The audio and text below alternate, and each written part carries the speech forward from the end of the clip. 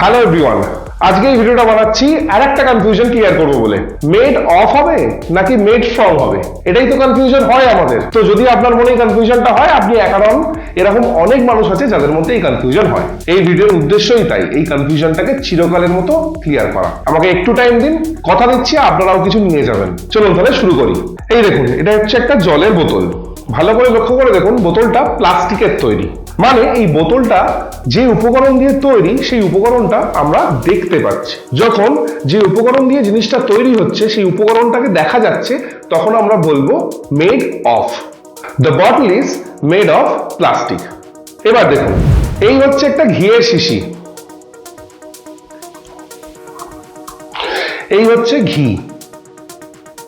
এই ঘিটা কিসের থেকে তৈরি হয়েছে? ঘিটা তৈরি হয়েছে কিন্তু দুধ থেকে। তো দুধটা কি এখানে দেখা যাচ্ছে? দেখা যাচ্ছে না। দুধটা পুরো চেঞ্জ হয়ে গিয়ে, ট্রান্সফর্ম হয়ে গিয়ে ঘিতে পরিণত হয়েছে। তো যখন উপকরণটা দেখা যাবে না, তখন আমরা বলবো মেড ফ্রম। দ্য ঘি ইজ মেড ফ্রম মিল্ক। চলুন এবার কয়েকটা এক্সাম্পল দিয়ে আরো ব্যাপারটাকে পরিষ্কার করে নিই। তো দেখুন, এগুলো এবার আমরা মেড অফ বা মেড ফ্রম যেটা যেখানে বসবে সেটা সেখানে বসাবো। তো ফার্স্ট লাইন দেখুন, the yogurt is made dash milk. Yogurt মানে কি? দই। এবার ভাবুন, দই যখন আমাদের হাতে থাকে, আমরা কি, দই তো দুধ দিয়ে তৈরি, দুধটা কি দেখতে পাওয়া যায়? দেখতে পাওয়া যায় না। তার মানে কি, দুধটা ট্রান্সফর্ম হয়ে গেছে পুরোপুরি, হয়ে গিয়ে ইয়োগার্ট মানে দইতে পরিণত হয়েছে। তো উপকরণটাকে দেখা যাচ্ছে না, তাহলে আমরা কি বসাবো? From. Second line, the paper is made of would. Paper, কাগজ, কাঠ থেকে তৈরি হয়। তো দেখুন, কাগজ যখন আমরা দেখি তখন কি কাঠ দেখতে পাই? উপকরণটাকে কি দেখতে পাই? দেখতে পাচ্ছি না। তো তাহলে এখানেও আমরা কি বসাবো? ফ্রম। এবার দেখুন, the book is made of paper. একটা বই দেখছেন হাতে করে, বইটা কিসের তৈরি? কাগজের তৈরি। পৃষ্ঠাগুলো, পেজগুলো সব কাগজের তৈরি। তো তার মানে কি, বুকটা যে জিনিসটা, যে উপকরণটা দিয়ে তৈরি সেটা আমরা দেখতে পাচ্ছি। তো যখন উপকরণ দেখা যায় তখন আমরা কি বসাই? Of. The book is made of paper.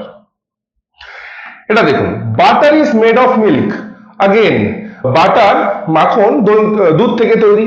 তো দুধ এখানে দেখতে পাওয়া যাচ্ছে না, উপকরণ আমরা দেখতে পাচ্ছি না। তার মানে কি, দুধ পুরোপুরি ট্রান্সফর্ম হয়ে গিয়ে বাটারে পরিণত হয়েছে। তো এখানে আমরা কি বসাবো? From. Honey is made of nectar. মধু তৈরি হয় ফুলের রেণু থেকে। তা যখন আমরা মধু খাই বা মধু বোতলে করে দেখতে পাই, তখন কি ফুলের রেণু দেখতে পাওয়া যায়? যেখান থেকে মধুটা তৈরি হয় দেখতে পাওয়া যায় না, উপকরণ আমরা দেখতে পাই না। তো সেই জন্য আমরা কি লিখবো? ফ্রম। নেকটার পুরো ট্রান্সফর্ম হয়ে গিয়ে একটা নতুন জিনিস হানিতে পরিণত হয়, এখানে উপকরণ দেখা যায় না। The door is made of would. দরজাটা কাঠের তৈরি। তো এখানে কি আমরা উপকরণ দেখতে পাচ্ছি? পাচ্ছি। দরজাটা দেখে বুঝতেই পারছি তো কাঠ দিয়ে তৈরি করা হয়েছে।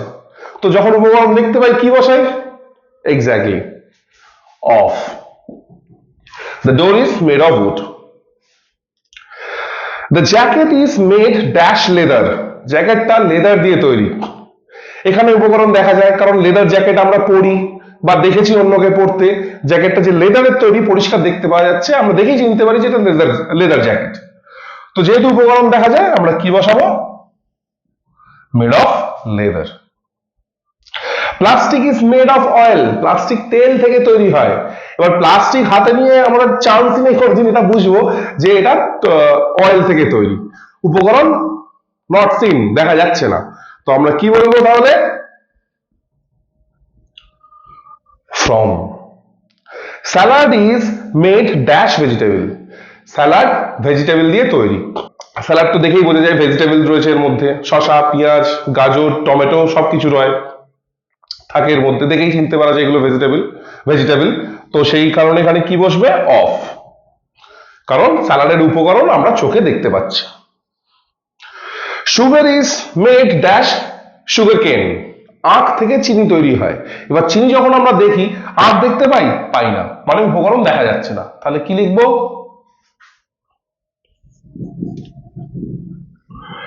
From. Last one, the coffee is dash is made dash cocoa beans. Cocoa beans থেকে কফি তৈরি হয়। কফি যখন আমরা এমনি খাই বা কফি যখন গুঁড়ো অবস্থাতেও দেখি, তখন কি আমরা কোকোয়া বিনস দেখতে পাই? দেখতে পাই না। তো এখানে উপকরণ দেখতে পাওয়া যায় না, কফিটা যে জিনিস দিয়ে তৈরি সেটা দেখতে পাওয়া যায় না। তো এখানে আমরা কি বসাবো? ফ্রম। তো এই ছিল ক্লাস। হোপফুলি মেড অফ আর মেড ফ্রম এর মধ্যে যে কনফিউশন সেটা ক্লিয়ার করতে পারলাম।